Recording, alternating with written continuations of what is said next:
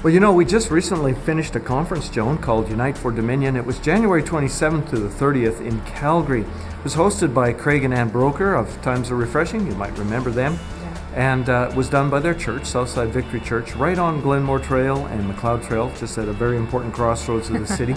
But you know, Joan, it was an awesome conference. We had not very great weather, I might add. Yeah, the weather didn't cooperate the best, but had the weather cooperated, I think we would have run out of room. Yeah. It was so full. But it just took place in such a wonderful atmosphere, didn't it? Well, you know, it's so good to do a prophetic conference at the beginning of the year, Dick, because it just sort of sets the course for the rest of the year.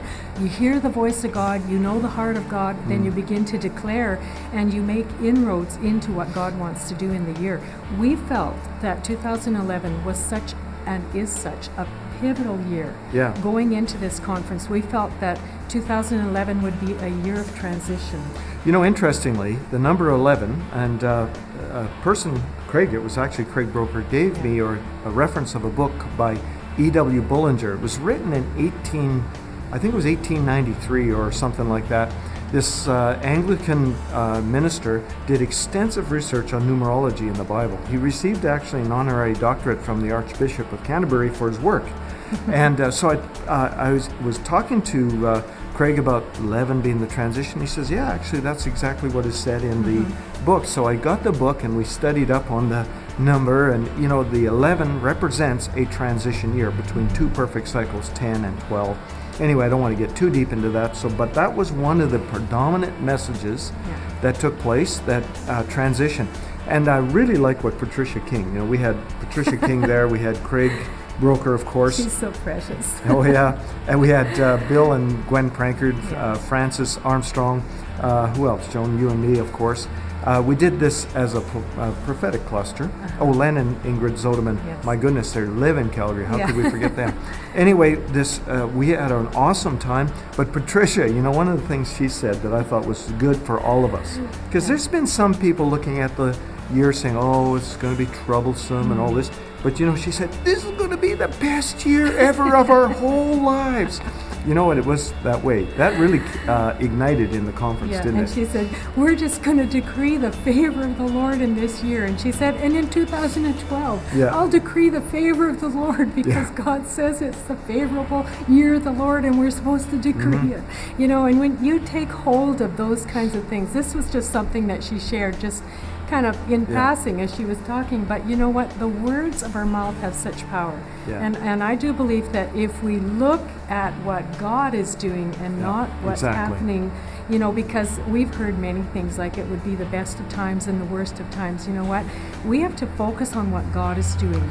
I know God can make it the best of times, right? There was a word posted on the Elijah list about 2011, and a year, everybody's saying it's a year of transition. We are going into a new season. Yes. But this year is very pivotal and very critical for all of us, what we do. And there was one of the prophets on Elijah list said that the first 3 months of 2011 could be very rocky. And we have to really watch how we respond to circumstances and things that come our way. And the way we respond will actually determine the way we finish out the year and go into the new season. But we should talk about what took place. There were some keys that took place, and of course the first being the whole issue of transition. Just even I guess embracing that there's a transition and God's leading us into a new season. But the second thing I thought was really important, because this became so dominant, was the issue of new wells. Now that's taken from Genesis chapter 26, where Isaac, it says, redug the wells of his father Abraham. And each time he did that, there was contention over those wells. And then eventually it led to digging a third well. And that was a new well, and he settled there. In that entire passage, though, what's interesting is there was a lot of transition for Isaac. You know, he had to stay in the land. It says, don't go down to Egypt. There was famine. He heard the word of the Lord, and he had to be obedient to the word of the Lord, which was stay in the land and sow in the land in a time of famine. And he also prospered in that. Verse 12 is probably one of the most powerful statements of prosperity. It says that the man prospered, and he continued prospering until he was very prosperous.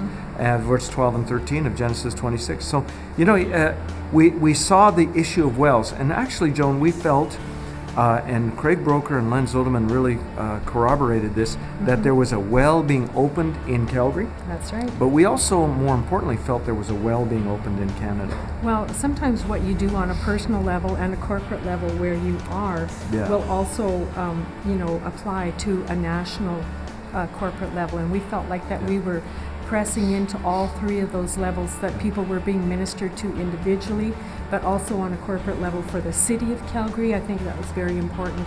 But Canada is going to see a new well, and there's going to be a new move of God that we're transitioning into. Dick, that move of God, I know that I know that I know is going to be rooted in a powerful move of God's love. Yeah. That's what we're coming into. True. So we're not going to talk about that right now, but that's something for later.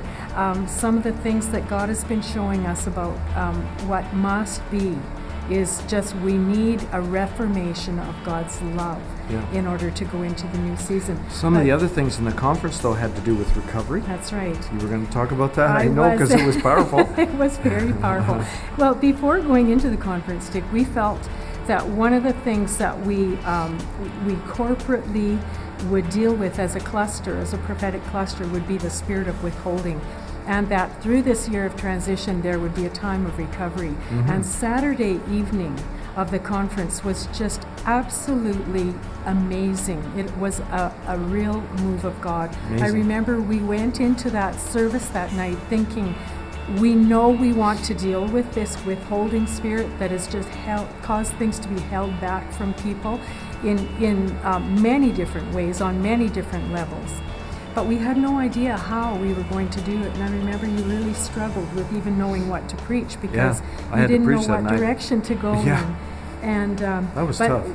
Thank God for Ryan and Alyssa and the praise and worship team that we had at this conference. Dick, we would never do anything prophetically without a praise and worship team with that.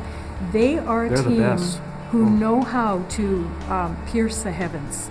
And so on Saturday night, they began to just sing and worship, and they began to sing songs that did pierce the heavens, and we broke through into the spirit realm and into the heavenlies, where things just began to happen as far as, dealing with this withholding spirit. Can I tell just a quick little story? Because this is what kind of began. It's your camera. This is what kind of began the evening. Is I felt such a breakthrough personally for Dick and me, and I felt like this was an evening where something had broken through for us as far as a withholding spirit and prophetic things that have happened over the past few years being fulfilled. I took our little granddaughter, Serena Renee, who is my prophetic granddaughter. I took her up on the stage and I made a declaration. And, her name, Serena, is Sarah and Rena. And Rena comes from Psalm 30, verse 5, where it says, weeping may endure for an evening, but joy, that's Rena, comes in the morning. And I just made a declaration that joy had come, and that we had broken through, and what we had lost was going to be brought back to us. And then I just read, the name Rena means this from Psalm 30, verse 5. It describes the kind of singing at the time of great victory. And that same word Rena is used in Zephaniah 3:17. Literally, it says that God will dance and sing over his beloved people with singing and shouts of joy. That's the name Rena. A shout of rejoicing, shouting, loud cheering, and triumph and singing describes the kind of joyful shouting that came at the time of a great victory. And I made a declaration, this is the time of a great victory. This hour, this night, this day is the time of a great victory for Dick and Joan. And I felt such an unction in the spirit to make a declaration. Our victory is your victory. Our victory is Canada's victory. And Dick, when I said those things, the heavens broke open. And what began to happen was very interesting. It was like a prophetic roar began to rise up amongst, the congregation, the people that was there. And I have only experienced a prophetic roar like that one other time in my life. It was absolutely supernatural, but I know that what happened during the course of that evening, there were many other prophetic utterances given and things that took place, but the Lion of Judah roared in the heavenlies, and there were things that were displaced in the heavenlies and things that were set right. I have rarely been in a conference like that, Joan, where that kind of thing took place and went on and on. Yeah, it had to be. It went on. It just didn't stop. It just was sustained for the longest time. But if you were in that atmosphere, one of the things that was very clear is something changed. Something changed in the atmosphere. Something shifted. And one of the things that I felt too, by the way, there's scripture for what took place there is Amos 3, 7, and 8. Amos verse 3, 7 says that God does nothing except he reveals his secret to his servants, the prophets. Yeah. But then verse 8 says, an lioness roared, who will not fear? Yeah. The Lord has spoken, who cannot prophesy? Yeah, no. And so, it's an interesting analogy that took place. That's what took place, I believe, in the meeting. One of the other things I wanted to mention, you mentioned that it was all about recovery for us. Our children, our grandchildren were there, and they just responded so dramatically, really, in my view, to the whole atmosphere. They were flagging. Nobody ever told them to do this. The grandkids, they were dancing and flagging, and no one had told them to do this. They just took it upon themselves. And you could just feel this pervasive atmosphere for everyone there, that there was something happening that was recovery. Yeah. But Joan, I think reflecting on that, there were a lot of purposes that we're talking about, but one that I want to just make a point of is we believe that a door, most likely in media, has opened again for the prophetic voice in our nation. I don't know how. We still don't have that. We're still processing that, but it has opened. Anyway, we could stand here for a long time and talk to you about that. Better to order the DVDs and CDs. You'll see them right there on our website. You can also go to Facebook. We have a ministry page just called Dick and Joan. We also have a personal page called Dick-Joan DeWert. And you can connect with us on Facebook. And certainly go to unitefordominion.ca. That's our website for the conferences. Joan, we're going to be doing something, maybe something very significant on 11/11/11. We feel that date is very significant. How many times have we seen 11/11, 11/11? And now coming into this year, 2011, with the transition year, I felt very strongly that something needed to be done corporately in Canada on 11/11/11. So watch for details. We have no idea yet how it's going to all work out, and we're hearing God, and we're wanting to do it in the right place and do the right things. But get ready for it. Maybe just in your mind, put that date aside. 11/11/11. Keep it in mind, something great's going to happen, and this is a great year. We're moving into something fresh and new. It's the best year of our lives. Thank you, Patricia, for that.